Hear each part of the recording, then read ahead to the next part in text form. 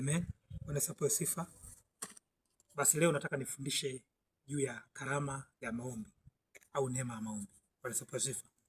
Kuna kitu kinaitwa karama ya maombi au neema ya maombi. Tunaposema karama ya maombi, tunamaanisha ni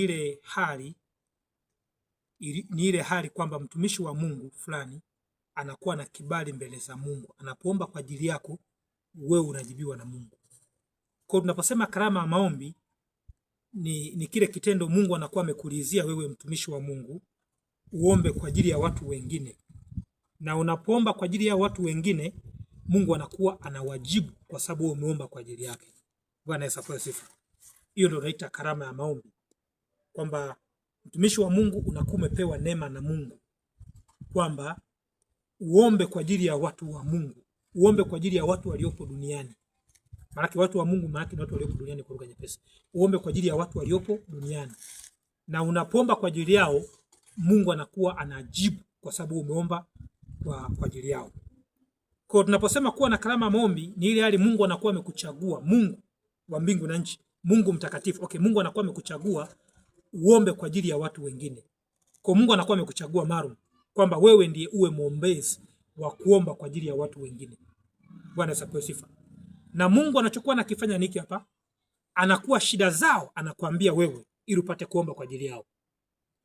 Shida zao Mungu anakuwa anakuambia uombe kwa ajili yao. Kwa Mungu tu anakuwa amekuchagua uombe kwa ajili yao. Na unapoomba kwa ajili yao, Mungu anakuwa anasikia na kujibu pia. Bwana Yesu apewe sifa. Kwa unaweza kushangaa umekaa Tanzania, Mungu anapoweka karama maombi ndani yako, anaweza akakwambia ombea watu waliopo nje ya Tanzania. Na ukaomba kwa ajili yao. Na Mungu akawajibu huko waliko. Hata kama wao hawajui kama wewe unaomba kwa ajili yao. Bwana Yesu apewe sifa. Kwa hiyo tunaposema kuwa na karama ya maombi ni Mungu anakuwa ameweka kibali ndani yako. Mungu anaweka kibali mbele zake. Mungu anakupa kibali wewe cha kuombea kwa ajili ya watu wengine. Na unapokuwa unaombea kwa ajili ya watu wengine, wanakuwa wanafunguliwa kupitia maombi yako. Bwana Yesu apewe sifa. Kwa hiyo sio tu mpaka mtu aje uombe unamuona hivi. Unapokuwa na karama ya maombi, unaweza kuombea watu walioko Kenya. Unaweza kuombea watu waliopo Uganda. Unaweza kuombea watu waliopo nchi yote ile. Unaweza kuombea watu walioko mahali popote duniani kote. Na Mungu akawajibu kwa sababu yako wewe umeomba. Bwana apewe sifa. Na akajibu kwa sababu unakuwa umeomba. Bwana apewe sifa. Hiyo ndio karama ya maombi.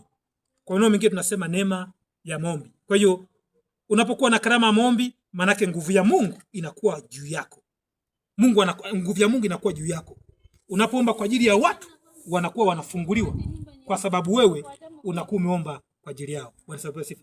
Kwa hiyo unapokuwa na karama ya maombi, Mungu anapokupa karama, unapokuwa na karama maombi ndani yako, au kwa maneno mengine, tunaposema kuwa na karama ya maombi ni Mungu anakuwa anakupa nguvu ya kuombea watu wengine na wakafunguliwa kupitia maombi yako.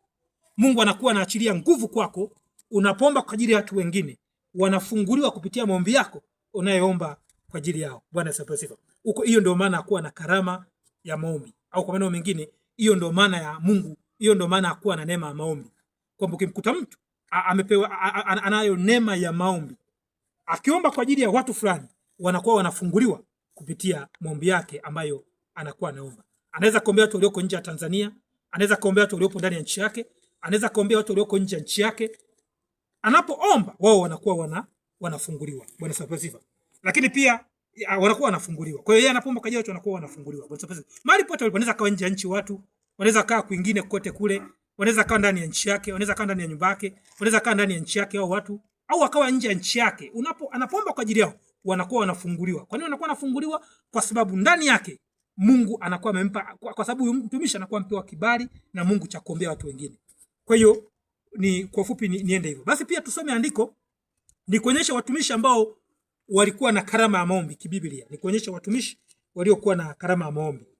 Ukisoma Yeremia 15, ukisoma Yeremia 15, nasoma kwenye Yesu Kristo anasema hivi: ndipo Bwana akaniambia, hata wangesimama mbele zangu Musa na Samueli, moyo wangu usingewaelekea watu hawa.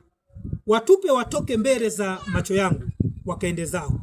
Kisha itakuwa hapo watakapokuambia tutoke tuende wapi, utawaambia Bwana asema hivi, walioandikiwa kufa watakwenda kufa, au kufa kwa upanga watakufa kwa upanga, au kufa kwa njaa watakufa kwa njaa, au kutekwa nyara watakuwa mateka. Nami nitaamrisha juu yao namna 4, asema Bwana, upanga uue, upanga walalue, ndege wa angani, wanyama wakali wa nchi, wale na wakuangamiza. Nami nitawafanya kuwa kitu cha kutisha katika falme zote za dunia, kwa sababu ya Manase mwana wa Hezekia mfalme wa Yuda, kwa sababu ya mambo aliyotenda katika Yerusalemu. Bwana sifa. Nataka nikuonyeshe karama ya maombi. Hapa tunamuona Musa na Samueli. Mstari wa kwanza, hii ni Yeremia 15 mstari wa kwanza, anasema ndipo Bwana akaniambia, hata wangesimama mbele zangu Musa na Samueli, moyo wangu singewaelekea watu hawa. Nataka kwanza niki hapa, kwa nini Mungu anamtaja Musa na Samueli? Cha kwanza kufahamu, Musa na Samueli walikuwa wana kalama ya maombi. Hawa ni watumishi wa Mungu waliokuwepo kabla yetu duniani. Hawa watumishi wa Mungu, huyu Musa na Samueli, walikuwa wana kalama ya maombi. Yaani wao Mungu aliwachagua watu hawa, wakiomba kwa ajili ya Israeli, Mungu anasikia na anajibu maombi yao kwa sababu ya Israeli. Kwa hiyo Musa naye akiomba kwa ajili ya watu wake, Mungu anasikia na anawajibu watu wake. Kwa hiyo Mungu akawa amemchagua Musa na akawa amemweka Musa na Samueli wawe ni waombezi, wawe ni watu wa kuomba kwa ajili ya watu wengine waliopo duniani. Na wanapokuwa wanaomba, manake wao wanaomba kwa ajili ya wana wa Israeli. Kwa ajili ya wana wa Israeli. Na wanapoomba kwa ajili ya wana wa Israeli, manake Mungu anasikia maombi yao na anajibu. Bwana asifiwe sifa. Sasa kinachoendelea niki hapa, unafahamu ni kwa nini Mungu anaongea na Yeremia, anasema hata wangesimama kwangu Musa na Samueli, moyo wangu singewaelekea watu hawa. Bwana asifiwe sifa. Anasema hata angesimama Musa na Samueli, moyo wangu usingewaelekea watu hawa. Unajua Mungu anamaanisha kitu gani? Alikuwa anamaanisha hiki hapa, ni kwamba enzi za uhai wake Samueli na enzi za uhai wake Musa walipokuwa duniani, kwa sababu walikuwa na karama ya maombi, walikuwa wanaomba kwa wakati wao, na wanaomba hata kwa wakati wa sasa, wanaomba hata kwa wakati ujao. Yaani ni kwamba ukiwa na karama ya maombi, Mungu anakupa neema, unaweza kuombea hata wakati ujao, ukaombea watu waliopo leo duniani, na pia ukaombea watu watakao kuja miaka 10 ijayo. Unaweza kuombea watu hata wanaokuja miaka ya mbeleni. Bwana Yesu apewe sifa. Kwa unapokuwa na karama ya maombi, unaweza kuombea watu, hata unaweza kuombea maelfu, unaweza kuombea watu hata watakao kuja miaka 30 mbele. Unaweza kuombea watu watakao kuja hata miaka 100 mbele. Yaani mtu anakuja kuzaliwa miaka 100 mbele, wewe ukamuombea hata kabla hajazaliwa. Na atakapokuwa amezaliwa akajibiwa kwa sababu ya maombi yako uliomuombeaga miaka 100 iliyopita kabla hajazaliwa. Bwana apewe sifa. Kwa ufupi na maanisha hivi, unapokuwa na karama ya maombi, Mungu anaweza kukuambia uombee matatizo yatakayotokea miaka 30 ijayo. Mungu anaweza kukuambia uombee mambo yatakayotokea miaka 100 mbele. Mungu anaweza kaona kuna jambo litatokea miaka 200 mbele. Kuna jambo litatokea miaka 150 mbele. Kuna jambo litatokea miaka 1000 hata mbele. Ni mingi sana, sorry, nisikupeke 100 ni mingi, 1000 ni mingi sana. Ni mingi kwa katika kufundisha wewe, ila mbele ya Mungu ni michache, maana hiyo pia mbele ya Mungu inawezekana. Mungu anaweza kukuambia uombee miaka hata 100 mbele, hata miaka 50 mbele. Anaweza akasema ombea hata kizazi cha 5 mbele. Anaweza akasema ombea hata tutakaozaliwa miaka 1000, miaka watakaozaliwa miaka 100 mbele. Anaweza akasema ombea hata 1000 mbele za Mungu, pia ni kitu kidogo, sio ni kubwa. Sasa ndio kiongea niki hapa. Ukiwa na kama maombi, Mungu anaweza akasema ombea watu tutakaozaliwa miaka 100 mbele. Anaweza akakwambia. Unajua kwa nini anakuwa anakwambia? Kwa sababu nayo karama ya maombi. Mungu anaweza kaona kuna matatizo yatakuja kuikuta jamii. Yatakuja kuikuta jamii iliyopo duniani miaka 50 ijayo. Kwa hiyo Mungu atakufunulia wewe ili uombe kwa ajili yao. Na utakapoomba kwa ajili yao, au watu watakaokuwa wamezaliwa miaka 50 mbele, ilo teo utakapotokea watajibiwa kwa sababu wewe uliomba miaka 50 nyuma iliyopita. Basi kwa sifa. Sasa nikulete hapa. Kwa nini Mungu anamwambia Yeremia, anasema hata kama angesimama Musa na Samueli, mimi Mungu nisingewaelekea watu hawa. Siri andiko hili sio kwamba Mungu, usijukajua Mungu alikuwa anamaanisha kwamba siwataki watu hawa. Usijukajua Mungu alikuwa anamaanisha kwamba siwataki watu hawa. Halikuwa anamaanisha hivyo. Lengo la andiko hili liko hapa.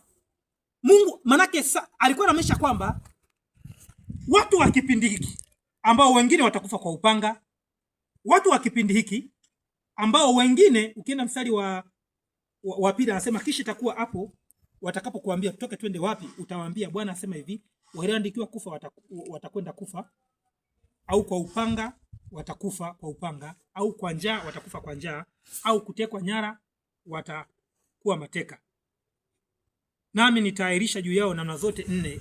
Bwana kichopo niki hapa Mungu, manake Mungu akawaona hawa watu kwamba kuna wengine watakufa kwa upanga, kuna wengine watatekwa, kuna wengine watakufa kwa njaa. Mungu akaona kitu kama hicho.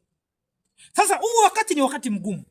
Anaposema hata Samueli na Musa angesimama mbele zangu, watu hao nisingewaelekea moyo wangu. Kwa maneno mengine ni kwamba anaposema hata Samueli na Musa wangesimama mbele zangu, watu hao wasingeweza kupona au wasingeweza kupona. Hata kimaanisha ni kwamba enzi za uhai, anatumaanisha ni kwamba enzi za uhai wa Samueli na enzi za uhai wa Musa. Musa na Samueli walikuwa na karama ya maombi. Maana walipewa neema na Mungu waombee watu wengine mbalimbali. Na wanapoombea watu mbalimbali, au watu wanaoombewa na wao wanajibiwa na Mungu kwa sababu wao wameomba kwa ajili yao. Sasa hata kimaanisha Mungu ni kwamba hao watu wa kipindi hiki, wao tatizo ili ambalo wanapitia watu wa kipindi hiki, ambao wengine watakufa kwa upanga, wengine kwa njaa, watu wanapitia hili tatizo, hawakufunuliwa hata kipindi cha maombi cha Samueli. Hao watu, hii shida inatokea sasa hivi, wengine kufa kwa njaa, wengine kufa kwa upanga. Hii shida haikufunuliwa hata kipindi cha kina Musa. Hii shida haikufunuliwa hata kipindi cha kina Samuel. Ndio lengo la andiko hili. Kwa hiyo andiko halimaanishi kwamba usikajua Mungu alikuwa anasema kwamba anaongea na mtumishi wake, anasema kwamba mimi sitaki kuomba kwa ajili yao. Alikuwa hamaanishi hivyo. Ila lengo la andiko hili alikuwa anamaanisha kwamba Mungu manake anaangalia kwamba akawa anaona kwamba kizazi, anamaanisha alikuwa anaangalia, alichokuwa kimaanisha ni kwamba kizazi hiki, tatizo lilopo kwenye majira haya majira wanayopitia hawa watu wana wa Israeli, haya majira wanayopitia hawa watu wangu ni majira magumu. Kwa nini magumu? Wengine watakufa njaa, wengine watakufa kwa kutekwa, wengine watatekwa. Haya majira wanayopitia hayakufunuliwa kipindi cha Musa, au kwa neno lingine ni kwamba haya matatizo hawakufunuliwa wakina Musa. Haya matatizo yao hayakufunuliwa katika kipindi cha kina Samueli kilichopita. Na kama yakufunuliwa, manake hawakuombewa na wakina Musa, hawakuombewa na wakina Samueli. Bwana sifa. Kwa anaposema hata angesimama Musa na Samueli mbele yangu, nisingewaelekea watu hao. Tafsiri nyepesi ni kwamba ili tatizo la hawa watu kutekwa nyara kwa sasa, ili tatizo la watu hawa kufa njaa kwa sasa, ili tatizo la watu hawa kuuawa kwa upanga kwa sasa, ili tatizo halikufunuliwa huko nyuma, halikufunuliwa kupitia Samueli wala halikufunuliwa kupitia Musa. Kwamba ni kweli Musa alikuwa na karama ya maombi ndani yake, Samueli alikuwa na karama ya maombi ndani yake. Nilikuwa nafunua matatizo mbalimbali yaliyopo duniani kupitia Samueli, nilikuwa nafunua matatizo mbalimbali yaliyopo duniani kupitia Musa ili waombe kwa ajili ya matatizo. Lakini kwa bahati mbaya haya matatizo sikuweza kuyafunua kupitia Samueli, sikuweza kuyafunua kupitia Musa. Kwa hiyo watu hawa sasa watakufa kwa njaa, wengine watangamia kwa upanga. Kwa nini watangamia? Kwa sababu hakuna maombi yoyote yaliyowahi ombwa huko nyuma kwa ajili yao watu hawa.